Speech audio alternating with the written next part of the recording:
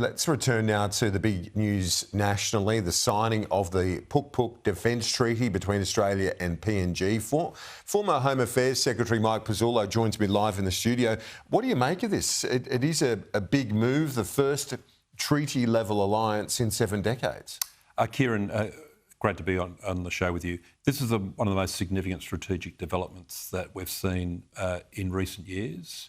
In the Pacific, this has always been the crown jewel, what Australia's always wanted, and PNG seems to, in this case, have initiated the request, is a mutual defence arrangement to what is essentially Australia's front door.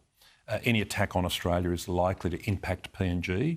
I think Prime Minister Marape has shown great wisdom and forward thinking, well, if we're the front door to Australia, I want to set up an arrangement where at a treaty level, we're obligated to protect one another and we train for, rehearse for and plan for that day if it ever comes. In terms of the sequence of all of this, it's been, I think they'll write theses on it in years to come, but you look at the soft power of the rugby league deal into a bilateral alliance not that long after. Look, this is a real credit to the government. It is building on some of the work that preceded this government with the Pacific Step Up, but we shouldn't take away from the amount of hard work that would have been required to get this up. So full credit to the Prime Minister, the Defence Minister. I think the lead negotiator was my very good friend, the Secretary of Defence, Greg Moriarty. So congratulations to the whole team. The payoff, though, Kieran, this will be not much more than a piece of paper if we don't actually build on what's now implied by a military alliance. A military alliance can have cooperation, access to training areas and all the rest of it. That's very important. But what is the essence of a military alliance?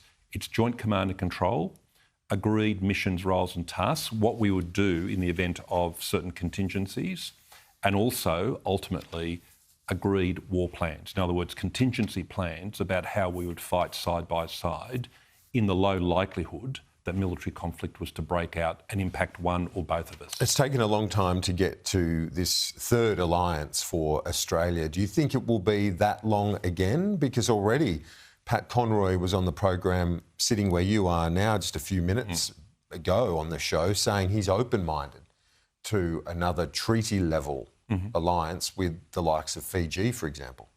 Look, it would make sense. Australia's got this island barrier that stretches from our west across to our east. It would make sense to have some, or indeed all of those countries, in some kind of military pact with Australia. But further north, the other country to think about is the Philippines. Richard Marles has been doing a lot of work going forward into the Philippines. The Army's been developing operational concepts for operating forward in the Philippines. Australia's essentially got 2 front doors. And there's only one contingency where we need to be concerned about, and that is a southern thrust in a tragic, regrettable and hopefully never to occur event of a war with China. Principally if the US and China were at war and Australia was being impacted by that, you've got to come through the South China Sea and the Philippines, and you've got to come through the Bismarck Sea and Papua New Guinea. They're our 2 forward, if you like, front doors. On the Middle East, the peace talks, they continue. Donald Trump remains optimistic, but also forceful in his message to Hamas. This is the disruptor again, isn't he? He is a disruptor when it comes to foreign policy, and hopefully it will work on this occasion. Well, we just spoke about how significant the PNG treaty is. This is on a different scale of significance, but this is as significant and as profound when measured in decades. This ultimately, yes, in the first instance is about the release of hostages, a ceasefire, the delivery of aid. No one's doubting that that's the immediate driver. But think, Kieran, about what this is really about. Israel, after 7 October, decided to reset the strategic board of the Middle East. They took out Iran with some American assistance, and no Arab or Muslim majority nations shed a tear over that. No one went to Iran's assistance. They took out the proxies. There's been a beneficial development in Syria, where to the extent you can have a moderate Al-Qaeda or ISIS guy or a reformed Al-Qaeda or ISIS leader, we've got that in the form of President al-Shara there. Lebanon is reasonably quiet, so the whole border's been reset. This is the window, if that disruption that you just mentioned can be, if you like, acted upon. What are the threats, though, to that? Hamas intransigence. It might well be that the negotiators in Qatar say one thing, the militants store their weapons and be prepared to fight back in Gaza. And also there might be people in Israel who don't want this at all, because ultimately, down the track, it opens the possibility of a Palestinian state. And the risk at that intransigence underlying that within Gaza, as you know, it's a factionalised community of militants there. It's not just Hamas, it's the Palestinian Islamic Jihad.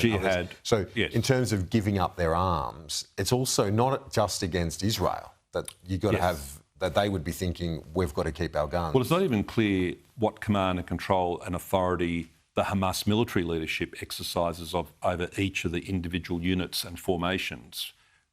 Because they've been in shelters, they've been underground, they've been in their tunnels, it's quite possible, and you saw this in Northern Ireland, where you start to get splinter groups that start to say, no, the leadership's lost its mind, we're not going to do this, we're going to keep fighting on. Fighting on in Gaza is one thing. I think it would take it to another level if you start to see terrorist attacks either against settlements in the West Bank or in places like Tel Aviv and Jerusalem. That might well derail things, and Netanyahu might pull back and say, this is not working. That is a risk. And all of this happens on the eve of the second anniversary of October 7, and just in the last few days, another attack on a Jewish community internationally, this time a synagogue in Manchester. Look, it's true that some people actually don't want peace in the Middle East. They want the destruction of Israel. And so the people are going to be motivated by that. And yes, they're probably seeing the images out of Gaza, and that's maybe their immediate motivation to engage in that kind of violence, but there's never any excuse for that.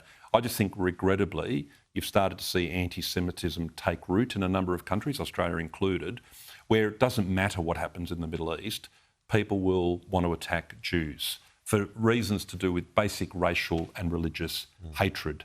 We've got to jump on top of that. The authorities have to take out those cells. Very hard to do, though, with individually radically motivated extremists who just simply get motivated through online networks and the like and engage in that kind of terrorism. And you believe there's a disconnect there, that it's not necessarily a causation from the events in the Middle East to this anti-Semitism? No. In fact, I think the opposite, potentially. I think you might start to see the seeds emerge of a true peace in the Middle East, where Gaza is put under this technical administration. The West Bank is put under the administration of a reformed Palestinian Authority, and still there will be people, potentially, who hate Jews, either religiously, culturally or racially, who will engage in this vile anti-Semitism.